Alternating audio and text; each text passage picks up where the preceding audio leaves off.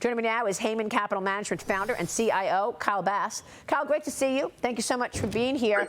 I want to get your take on investing around policies out of the Trump administration. What are your thoughts on these new tariffs to be announced today? It's likely going to be more than 25%, I think, because he's going to also include the equivalent of the VAT tax that Europe charges Americans and others. Yeah, it's a pleasure to be here, Maria. I think it's important. Tariffs are certainly a motive to participants and to economists around the world, but they have the same effect as currency devaluations, reserve accumulations, or China's Hukou system. Like any of those things, they all have the same net effect, but I think tariffs are particularly a motive. Our trade deficit expanded 17% with the world in 2024. Trade deficit now running about almost $1 trillion. So when you look at these broad brush movements with tariffs, they are a great equalizer. For instance, our trade deficit with China is $300 billion a year. Our trade deficit with Europe is $235 billion a year.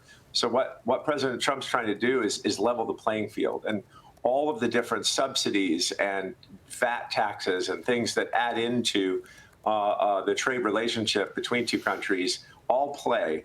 And tariffs, I think, are the great equalizer. And I think the economists of the world that say, oh, we're going to go back to Smoot-Hawley of the 1930s and we're going to have a collapse in global trade or the world economy, I just don't think they understand that it really helps normalize the trade deficit relationship with the largest trade deficit country in the world, which is ours.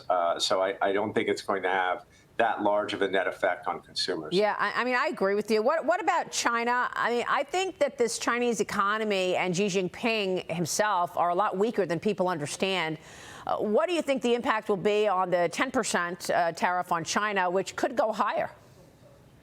Yeah, I mean, as you know, Maria, our trade relationship with China, we import roughly $450 billion in goods and services from China. They import about $145 billion from us. So our trade deficit there is about $300 billion. And so it's important to note that their economy has been circling the drain for the last 2 years. If you look at China's 10-year, their 10-year notes, their government notes, trading down around 1.6%.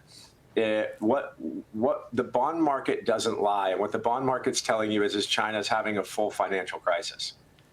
Right, and that has to have implications across the world, right?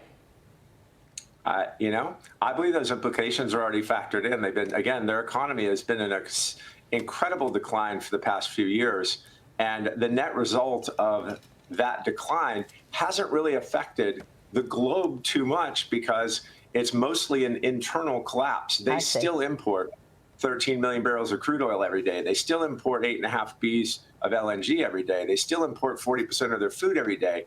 Their imports have been inelastic, and that's why it really hasn't affected the rest of the world. Very interesting. So you mentioned the bond market in China. Let me get your take on the U.S. because yields are backing up again. Yesterday, after the Fed's Humphrey Hawkins testimony, I was speaking to the Senate and the House yesterday, yields shot up. And today we're looking at the 10-year yield up to, 4.6% or so, up 10 basis points earlier. What's behind this, do you think? And how do you want to allocate capital around this?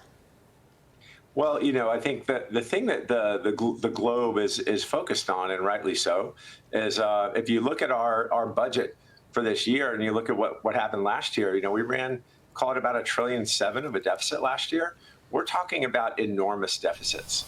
And I think between Musk's Doge on their cost-cutting efficacy and the President Trump's tariffs, we can materially narrow that gap.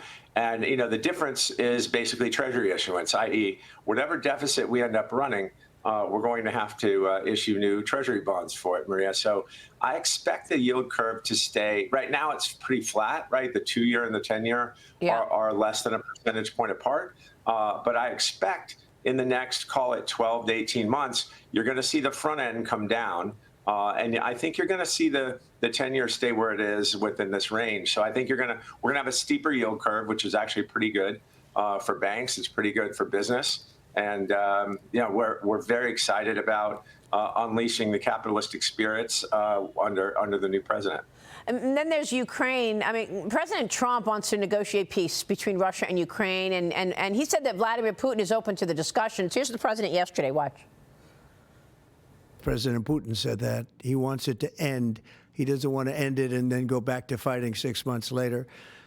We talked about the possibility, I mentioned it, of a ceasefire so we can stop the killing, and I think we'll probably end up at some point getting a ceasefire in the not-too-distant future.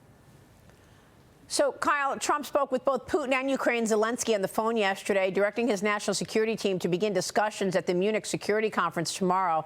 Trump also said he'll likely meet with Putin in person, potentially in Saudi Arabia, and that Ukraine is likely not going to be joining NATO. It's not practical. But, Kyle, I wonder what you think about the president trying to put some repercussions or some accountability on all the money that the U.S. has been sending Ukraine. What, $700 billion, and we've got, our own, veterans on the street, homeless. People are angry about it, but if the president can come up with this idea of reciprocity with the rare minerals that are so rich in Ukraine, perhaps the U.S. gets something for that money. Your thoughts? It'd be nice if we could get something for all of our input here. But, Maria, the fact that the security conference is in Munich, I hope the irony isn't lost on anyone. The last thing that the world wants is another Munich agreement, which failed, as you remember, in 1938, 6 months after it was entered into. Interestingly enough, if you remember, it was Chamberlain and Mussolini that led the last Munich agreement, placating and invading Hitler. And supposedly keeping him from invading the rest of Czechoslovakia. They were just going to give him the German-speaking portions of Czechoslovakia, and they were going to call it even.